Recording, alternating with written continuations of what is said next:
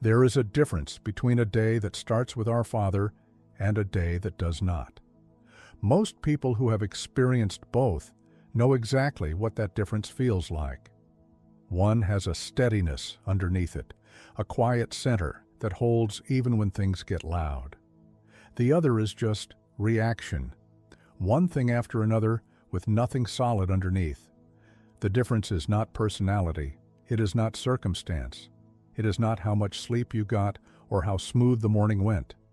It is whether you gave the first part of your mind to our Father before the world got to it. One verse, one passage, one quiet moment of letting Scripture speak before everything else does. That is the practice. And the peace it produces is not accidental. Psalm 119:105. Your word is a lamp to my feet and a light to my path. A lamp to my feet. Not a floodlight illuminating the next 10 years. Just enough light for the next step. Exactly what you need for exactly where you are, right now, today, and whatever you're walking into. The writer of Psalm 119 was not writing from a comfortable place. This is the longest psalm in the Bible, 176 verses, and it is essentially a love letter to the word of our Father written by someone whose life depended on it. Not metaphorically, literally. Scholars believe this psalm was written during a period of intense persecution and uncertainty. The writer was surrounded by people who despised him, who set traps for him, who mocked his faith. And verse after verse, he comes back to the same anchor. Your word sustained me. Your word gave me hope when everything else said there was none. Your word was the one thing that did not shift when everything around me was shifting. Verse 92, if your law had not been my delight, I would have perished in my affliction. Perished. That is not dramatic language for effect. That is honest testimony. The word of our Father was the difference between surviving and not surviving, between holding on and letting go. And this person, surrounded by enemies, walking through affliction, uncertain about tomorrow, found peace. Not because the circumstances got better, because they started every day with a lamp in their hand. Joshua 1:8 takes it further. Our Father is speaking to Joshua, a man who has just been handed the most overwhelming assignment imaginable. Moses is dead. The Israelites are standing at the border of the Promised Land, and Joshua is the one who has to lead 2 million people into a territory full of fortified cities and hostile nations. The weight of that moment is almost incomprehensible. And what does our Father say to him? This book of the law shall not depart from your mouth, but you shall meditate on it day and night, so that you may be careful to do according to all that is written in it. For then you will make your way prosperous, and then you will have good success. Day and night, not occasionally, not when the pressure gets high enough that you finally reach for Scripture. Continuously, consistently. Let it be the thing your mind returns to, not the obstacle, not the enemy, not the impossibility of the assignment. The word of our Father. That was not a spiritual suggestion. That was the strategy for one of the most difficult leadership challenges in human history. And it worked. Joshua led the Israelites into the Promised Land because he kept the word of our Father at the center of how he thought and moved. Think about what daily Scripture actually does to a mind over time. It is not a single injection of truth that sustains you forever. It is more like food. You do not eat once and expect to be nourished for a year. You eat daily because daily is how the body works. Daily is how the soul works too. A mind that returns to Scripture every morning starts to think differently. Not all at once, gradually. The way you interpret difficulty starts to shift. The way you talk to yourself in hard moments starts to change. The voice of our Father, His promises, His character, His perspective on your life, starts to become more familiar than the voice of fear or doubt, or the world's evaluation of who you are. That is not automatic. It is built. one morning at a time, one verse at a time, over weeks and months and years of consistently giving the first part of your mind to our Father before anyone else gets to it. The peace is a byproduct of the practice. You cannot manufacture it, but you can create the conditions for it, and daily Scripture is the most consistent condition for daily peace that exists. Deuteronomy 6:6-7 gives us a picture of how deeply our Father intended His Word to be woven into daily life. He is speaking to Israel just before they enter the Promised Land, and He says, "And these words that I command you today shall be on your heart.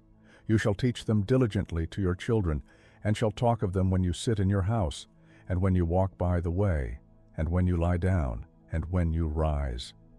When you sit, when you walk, when you lie down, when you rise.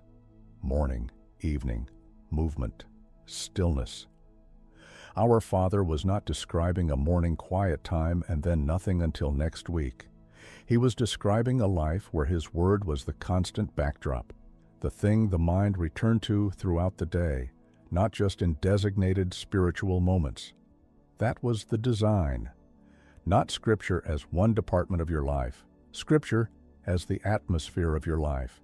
Here is what happens practically when you build this. When a hard situation hits, and it will, you already have something to reach for. Because you spent Monday morning in Psalm 23, and it is still there when Wednesday gets difficult. Because you sat with Romans 8:28 last week, and when something falls apart this week, you do not have to search for the truth. It is already in you, already working, already speaking before you even consciously reach for it. That is the difference between a person whose faith is theoretical and a person whose faith is operational. Operational faith has been fed daily. It does not have to warm up when the pressure arrives. It is already at temperature. The disciples who watched Jesus face the most intense opposition imaginable. The accusations, the betrayal, the cross itself. They watched a man who had been shaped by the Word of our Father from his earliest years. Luke 2:52 tells us Jesus grew in wisdom.